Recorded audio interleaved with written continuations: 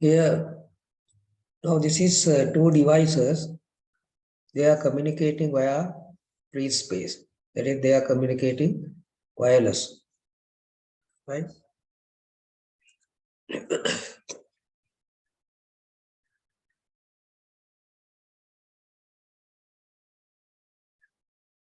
What are the things we have to consider when we are doing the wireless? Now we have discussed about how to share the media. This media, how we can share, because many users are using this media. Then how we can share, what are the techniques we can use, technologies. So these are the technologies.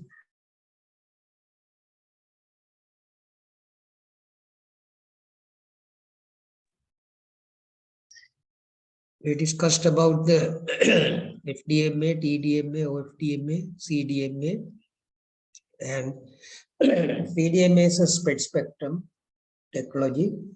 So that also two types we discussed, FHSS and DSSS, frequency hopping, spread spectrum, direct sequence spread spectrum.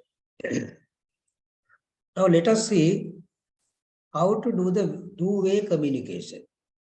Now this is one way actually. This is the way you can communicate. The signal is sending from one side to other side. Now from here it is going to this one. And from here it is going to this one.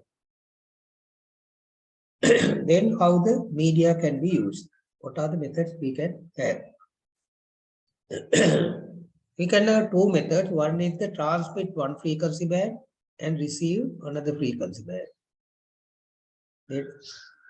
This transmit, suppose this is A, this is B, then the A and B, A transmit from one frequency band and B transmit from another frequency band.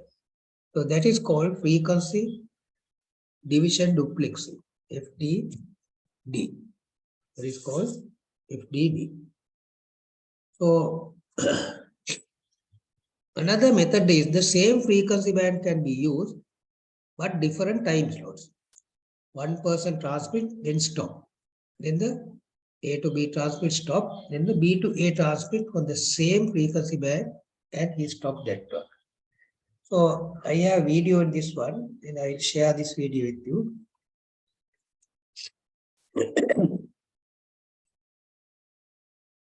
Let me share it.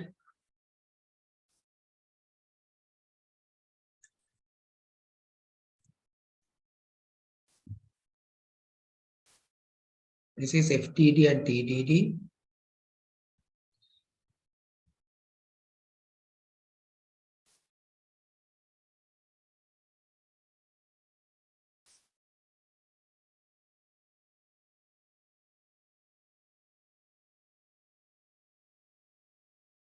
How do we listen and speak at the same as a telecom operator does? How do we listen and speak at the same time over a communication channel?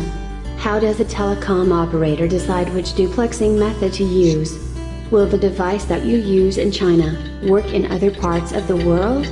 Hi everyone, welcome back to the world of long-term evolution, 4th generation communication system.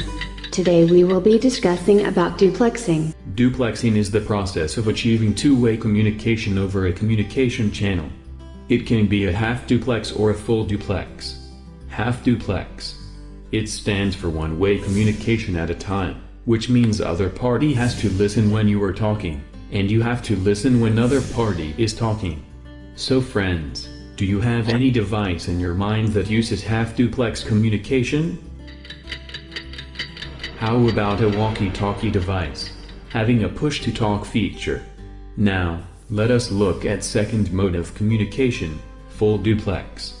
It stands for simultaneous communication between two parties, which means both parties can interact freely. Now let us see how it is implemented in LTE, long-term evolution. Frequency division duplexing, FDD. is a method for establishing a full duplex communications link that uses two different radio carrier frequencies for transmitting uplink and receiving downlink. Both the channels are separated by a defined offset frequency. Here you can see two frequency bands are used for transmit and receive. So this is the F1 is the uplink, F2 is the downlink frequency band. This is called the frequency division duplexing or FDD. Frequency, which is also known as guard band. The main purpose of selecting a guard band is to stop the interference between uplink channel and downlink channel. Now moving. In this method, we have to always keep a guard band between the uplink and the downlink. Otherwise, there can be slight interference. So therefore, the one band is wasting. We are not using the in-between guard band. Forward to TDD. Time division duplex is a technique by which the uplink and the downlink transmissions are carried over the same frequency by using synchronized time intervals. For example, a TDD communication path has been set up between Krishna and base station. Krishna can alternatively transmit and receive over time.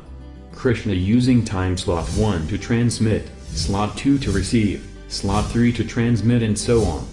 Exact opposite with base station, as the transmission periods are relative.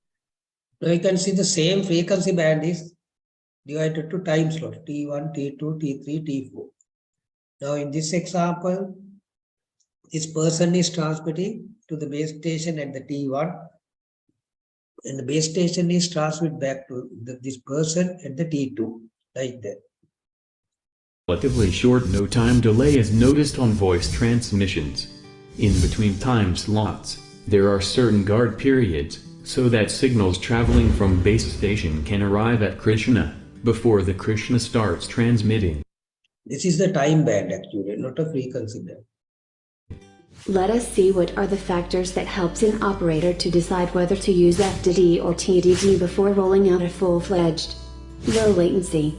FDD offers very low latency, since transmit and receive functions operate simultaneously and continuously, whereas in TDD switch from transmit to receive incurs a delay that causes traditional TDD systems to have greater inherent latency. Equipment costs. No duplexer is needed to isolate the transmitter and receiver in TDD, whereas in FDD duplexer is needed.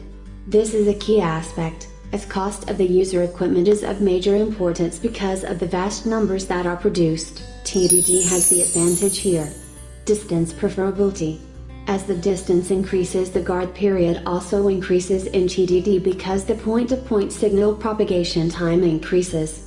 The increased guard period significantly affects the efficiency, whereas FDD does not have a problem with small or large distances. Unbalanced traffic. In real-life, network volume consumed in downlink is much higher than in uplink. In TDD.